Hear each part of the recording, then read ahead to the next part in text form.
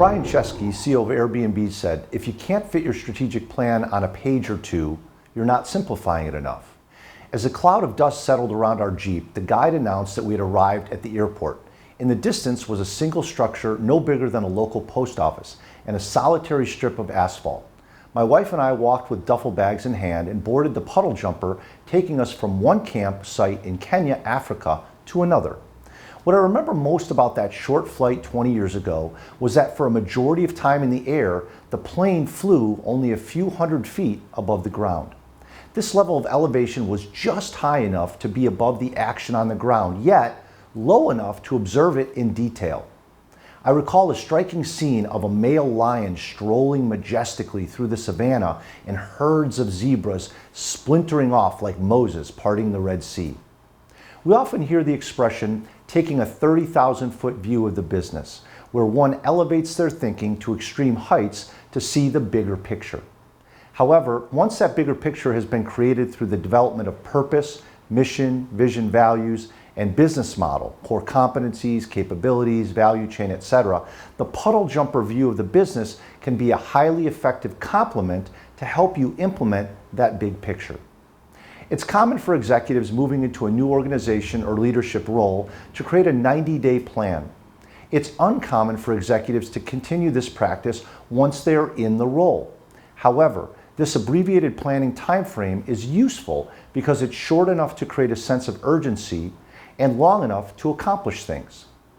One of the challenges I've observed is the ability to use a plan to drive daily activities. Research by the Human Capital Media Research Group found that only about 50% of managers use goals and objectives to drive their daily activity. Typically, when people have a plan, it's carved out as a 1 or 3 year plan, and these are certainly important guides. But oftentimes, the missing link is that puddle jumper view of the next 90 days. To help executive teams with this challenge, I developed the Leader Propulsion 90-Day Plan. The tool consists of 3 pages. Page 1, Insights and Performance. Page 2, People and Priorities. And page 3, the Action Plan. Page 1 is focused on insights, which I define as learnings that lead to new value. By placing insights at the beginning, it acts as a behavioral trigger to move leaders to actively generate and capture them as a part of what they do. Categories of insights might include customer, team, business, and culture. Page 2 establishes the focus on priorities and people.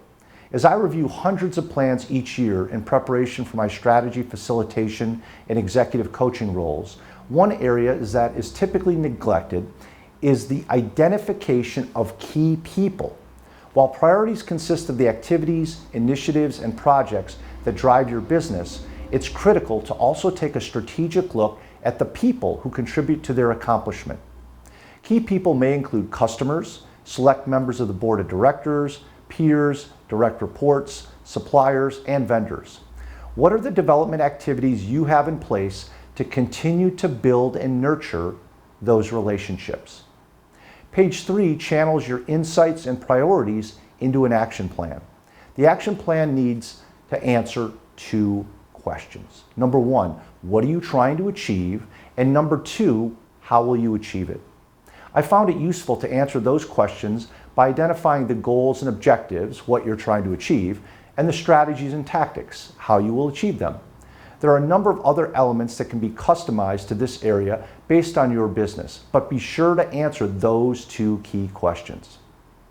At the heart of your plan are the activities, which act as the hub for purpose, people, and resources.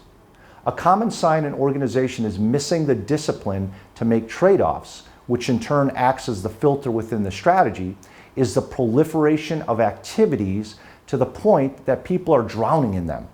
Consider your team. Is there a clear set of 3 to 5 priorities on which the majority of your activities are based? The challenge for any leader is the issue of being too high up from the business to provide necessary oversight of activity, or too deep in the tactical weeds to lead at the appropriate level. Great leaders find that rare air between the 30,000-foot view of the business and the ground. They use this space to provide strategic direction with a sense of urgency. They understand that activity must be anchored in value.